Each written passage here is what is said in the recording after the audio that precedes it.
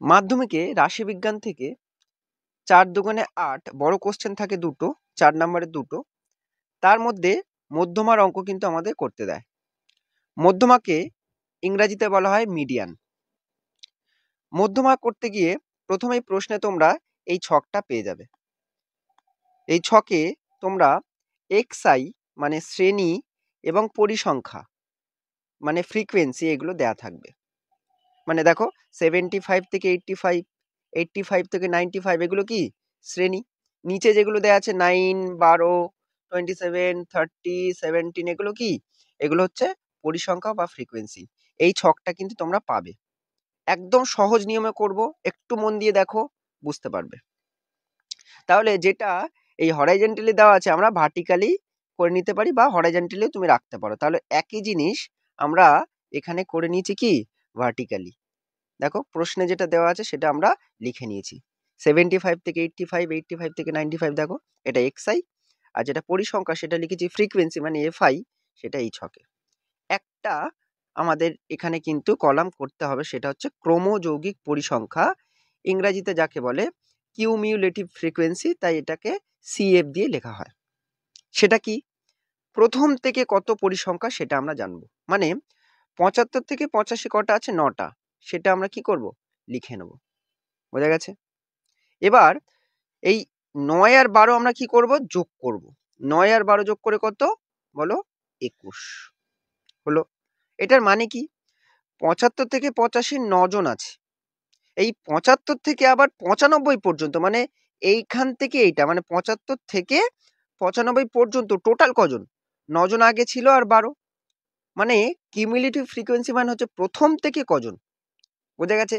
এই 75 থেকে 95 কজন আছে? 21 জন। আবার দেখো পরেরটা, এই 12 যোগ হয়ে গেছে। এবার এর সাথে আমি কত যোগ করবো? 27। মানে 21 পেয়েছি, তার সঙ্গে 27 যোগ করো। কত হবে? 48। মানেটা কি? মানেটা হচ্ছে সেই প্রথম থেকে 75 থেকে 105 পর্যন্ত কজন আছে? 48 জন আছে। তার মানে কাজের কাজ হচ্ছে শুধু পরপর যোগ করে দেওয়া। 9 ছিল, 9 এর সঙ্গে আমরা কি করেছি? 12 যোগ করেছি। 12 ছিল, 12 সাথে আমি যোগ করে 21 পেয়েছিলাম, তাহলে 21 এর সাথে 27 যোগ করলে 48। আবার দেখো এই 48 পেয়েছি তো, 48 এর সাথে আমি কত যোগ করব বলো? 30, মানে কত হচ্ছে? 78। আবার 78 এর সঙ্গে কত যোগ করব? 17। তাহলে 78 প্লাস 17 মানে কত পাবো? 95। আবার দেখো 95 আছে, 95 আর এখানে কত আছে? 5। তো 95 প্লাস 5 মানে কত? 100। মানে 75 থেকে আর 135 মানে 75 থেকে 135 জন, এরকম টোটাল কতজন আছে? 100 জন। মানে ফ্রিকোয়েন্সি গুলো যদি তুমি যোগ করো এই fi, দেখবে 100 পাবে। মানে 9, 12 এগুলো টোটাল যোগ করে কত পাবে? 100 পাবে। এটাকে আমরা n দিয়েও লিখি। কিছুই করিনি, জাস্ট পরিসংখ্যাগুলোকে পরপর যোগ করে লিখেছি। পরের স্টেপ কি? মধ্যমা বার করব। মধ্যমা বার করা মানে হচ্ছে এই যে 100টা পেয়েছি পরিসংখ্যা, তার মাঝখানে কে আছে? মাঝখানের শ্রেণীতে কে আছে? তাহলে মাঝখানের শ্রেণী মানে কি? n/2 করব আমরা। মানে কি? এই যে 100/2 লিখবো। 100কে 2 দিয়ে ভাগ করলে কত? 50। এবার ভালো করে দেখো এই 50টা কোথায় আমাদের আছে। ঠিক আছে? দেখো এই 48 পর্যন্ত মানে কি? এই 48 পর্যন্ত মানে হচ্ছে যে প্রথম থেকে 48 পর্যন্ত আমাদের হয়ে গেছে। 78 মানে কি? 48 পর্যন্ত তো হয়ে গেছে, মানে 49 থেকে 78 পর্যন্ত কোন ঘরে আছে? এই ঘরটাতে আমাদের কিন্তু আছে। কি বললাম আরেকবার বলছি, 48 পর্যন্ত হয়ে গেছে, এই যে ঘরটা বক্স করেছি হলুদ কালি দিয়ে, মানে 49 থেকে 78 পর্যন্ত এখানে আছে। পরেরটা যদি চেক করতে কিভাবে করতাম? 79 থেকে 95 পর্যন্ত আছে। মানে আমাদের দরকার কি? 50। তাহলে 50টা কোথায় পাবো? নিশ্চয়ই যেটা হলুদ বক্স করেছি তার মধ্যেই 50 রয়েছে। 49 থেকে কত আছে? এখানে 78 পর্যন্ত। তাহলে 50টা কোথায় আছে? এই ঘরটাতে কিন্তু 50 পরিসংখ্যাটা আমাদের আছে। এটা মনে রাখো, এখানে লেখার দরকার নেই, 50টা বোঝার জন্য লিখলাম। এবার একটা ফর্মুলা আমি লিখে নিয়েছি মধ্যমার, যেখানে এল এর মান লাগবে, এন এর মান লাগবে, CF লাগবে, F লাগবে, H লাগবে।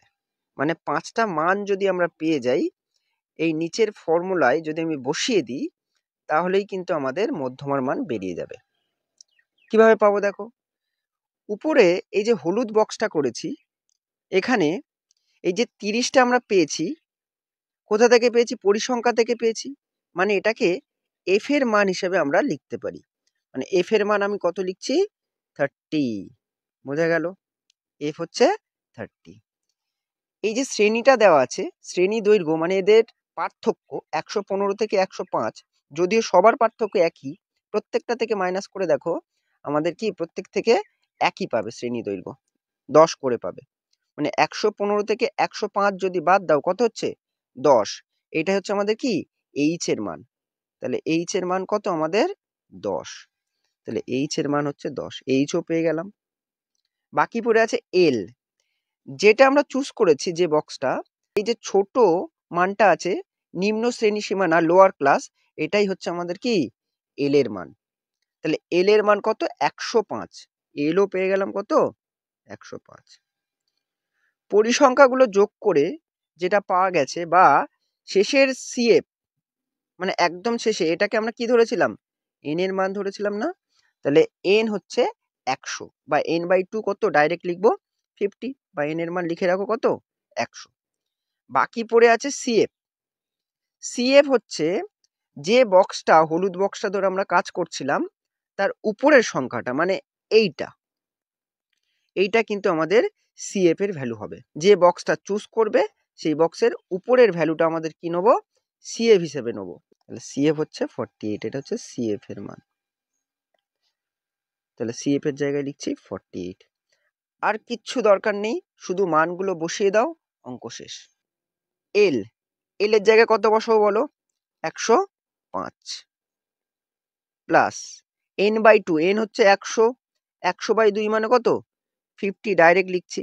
n এর জায়গায় কত বসাচ্ছি? 100, 100/2 মানে কত?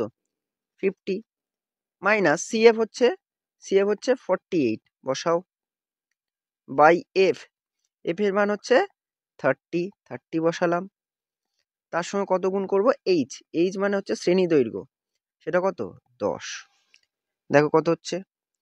105 প্লাস 50 থেকে 48 বাদ দিচ্ছি 2, 10টা গুণ আছে লিখবো পরে, আর নিচে আছে 30, আর এই 10টা লিখলাম। 0 0 কেটে দাও। 105 প্লাস 2/3, 2/3টাকে ভাগ করে নিতে পারো। কত হচ্ছে? 0 পয়েন্ট দিয়ে একটা শূন্য নিলাম, 3 6 18। আবার দেখো 2 আসছে, পয়েন্টের জন্য 0, 3 6 18। এই ভাগ কিন্তু মিলবে না। তাহলে আমরা এটাকে প্রায় হিসাবে নিতে পারি যে 105 প্লাস 0.66। তাহলে টোটাল কত হচ্ছে? 105.66 প্রায়। এটাই কিন্তু আমাদের মধ্যমার মান। এইটুকু যদি করে আসতে পারি, আমাদের কিন্তু 4 নাম্বার আমরা পেয়ে যাব।